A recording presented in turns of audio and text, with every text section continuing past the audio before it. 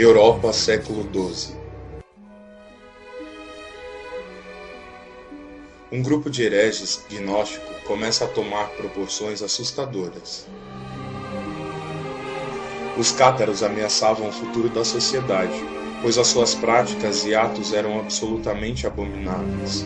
Eles pregavam o suicídio através de inanição. Saqueavam fazendas e igrejas.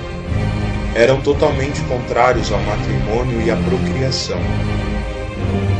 E por isso matavam as mulheres grávidas, porque acreditavam que o nascimento de uma criança era verdadeiramente uma prisão para a divindade.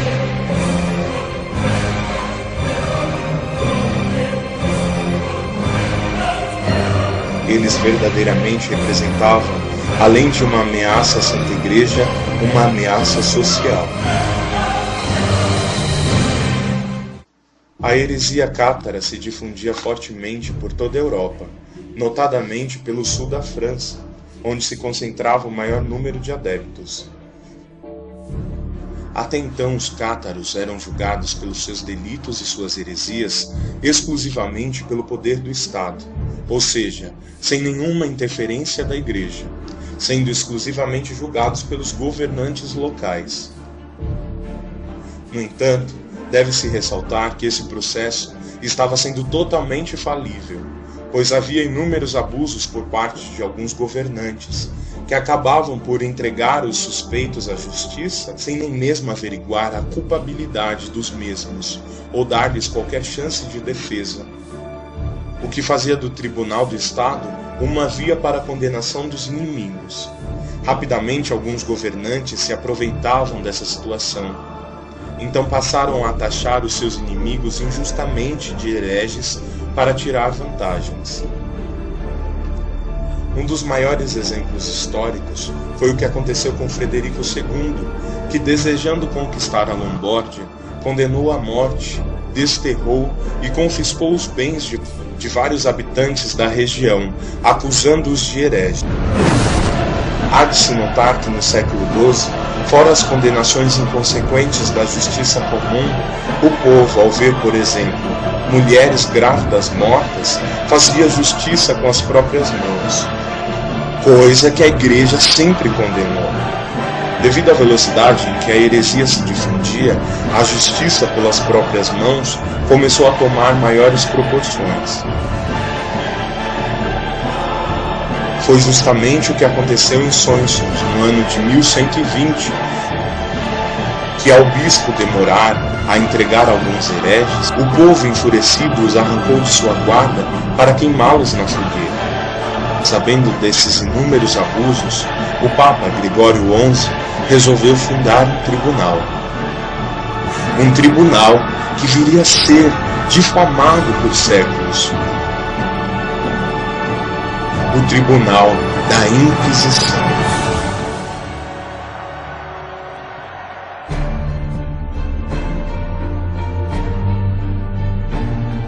Inquisição, a história não contada.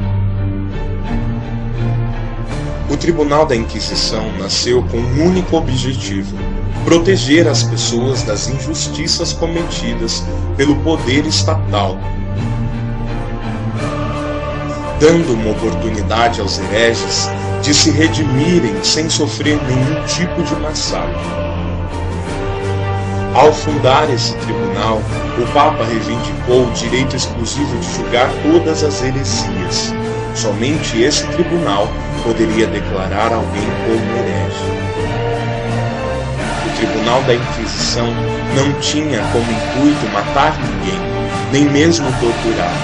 O tribunal foi criado pelo Papa, que visava primeiramente proteger o réu, ou seja, proteger o acusado de heresia, dentro de normas jurídicas e eclesiásticas.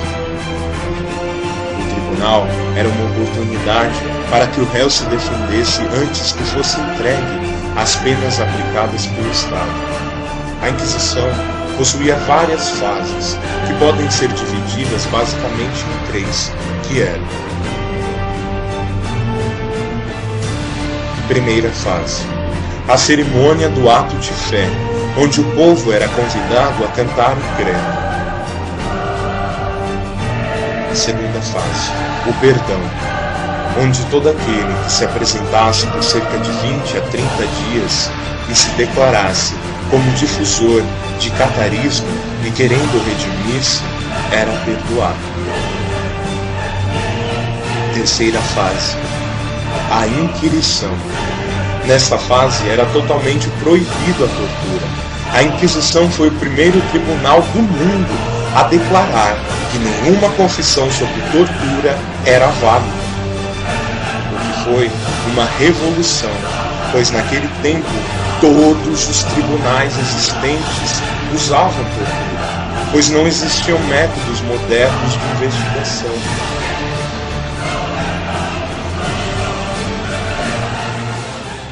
Os demais tribunais continuaram a usar a tortura até o século XIX. O Tribunal da Inquisição não julgava nenhuma pessoa que fosse de outra religião por caso de heresias. Uma boa prova disso é que nenhum judeu foi condenado por heresia pela Inquisição Católica.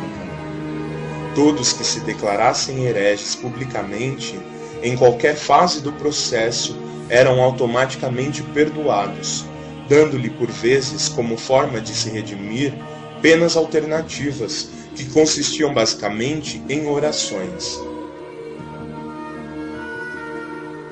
Alguns diziam que a Inquisição matou aproximadamente 30 milhões de pessoas.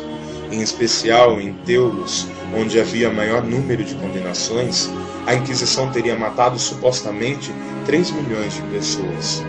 O que prova que esses números foram exagerados e que são verdadeiramente caluniosos. Teulos, durante a Idade Média, não possuía nem mesmo 300 mil pessoas. Como poderia ter sido morta 10 vezes mais que a população local? Durante 100 anos, em Teulos, o maior centro herege da Idade Média, foram mortas cerca de 42 pessoas de 665 processos. Já na Itália, ninguém foi morto pela Inquisição. E entre esses números, ainda pode-se contestar alguns, pois boa parte dessas execuções eram simbólicas, sendo queimadas em vez do indivíduo um boneco que o representava. Veja a comparação entre os números dos caluniadores e os números reais.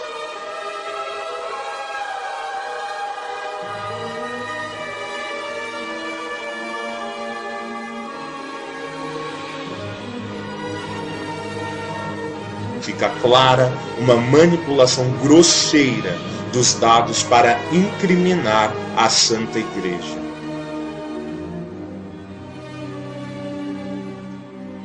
Após a apresentação desses dados, há quem se pergunte sobre a legitimidade da pena de morte.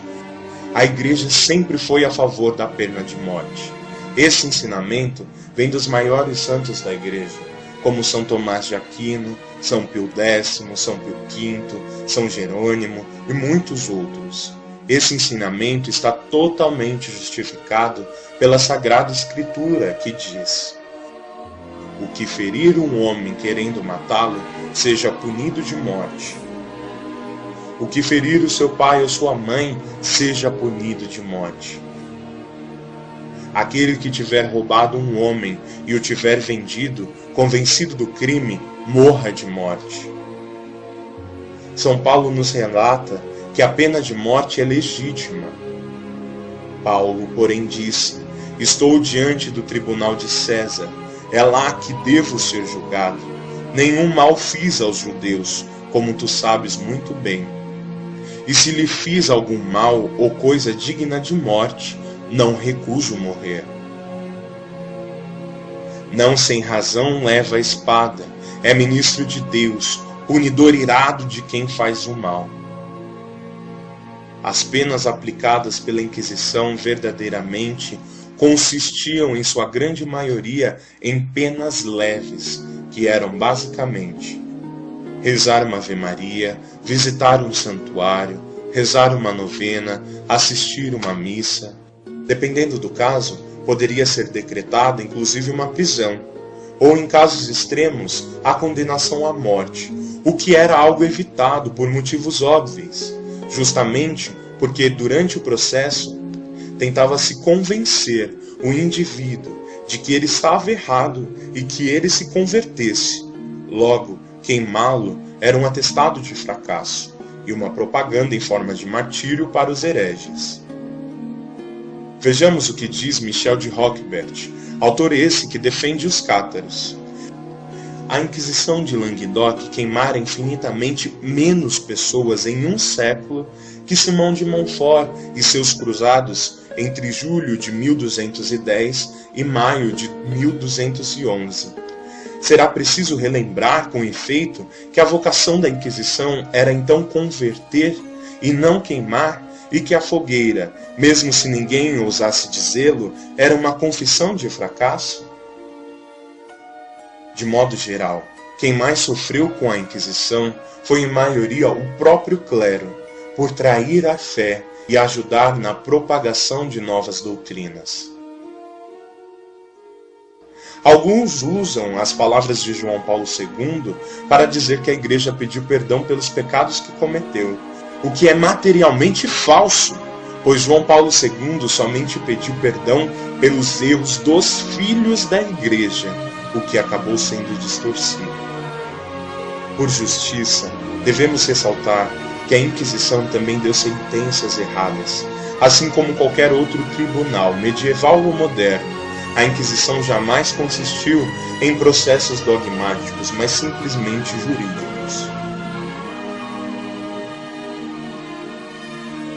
Entre os processos errados, destaca-se o caso de Santa Joana d'Arc, que não teve seus direitos respeitados, pois foi negada a sua apelação ao Papa, e em 1456 foi finalmente considerada inocente pelo Papa Calixto III e canonizada em 1920, provando que a Igreja nunca quis esconder absolutamente nada da Inquisição. A Inquisição foi um tribunal à frente do seu tempo, que foi exagerado e caluniado para atribuir à Igreja a culpa de injustiças cometidas no mesmo. Contudo, a Inquisição está longe de ser esse espantalho grosseiro para afastar os ignorantes da Igreja. Assista também Anima Christi, Maria Santíssima, Espelho da Perfeição Divina, Qual é a verdadeira Igreja? Padres católicos e a pedofilia.